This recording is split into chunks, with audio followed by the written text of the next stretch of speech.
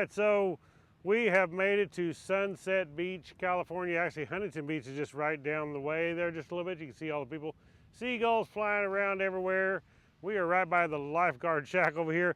But anyway, I wanted to show you what Nelson Rigg has as far as waterproof. We have the Hurricane tank bag. And so if you've been following along, if you see my last video on this journey down here in California, you can see that we talked about the Hurricane tail bag, which we have over here on the KTM.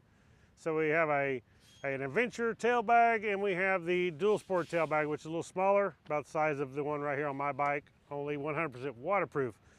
And as far as the tank bags go, now I've had this tank bag on here for a lot of years. It's seen a lot of abuse. It's been banged around in the woods. It's been banged around in the desert. Holds up fine, keeps everything 100% dry.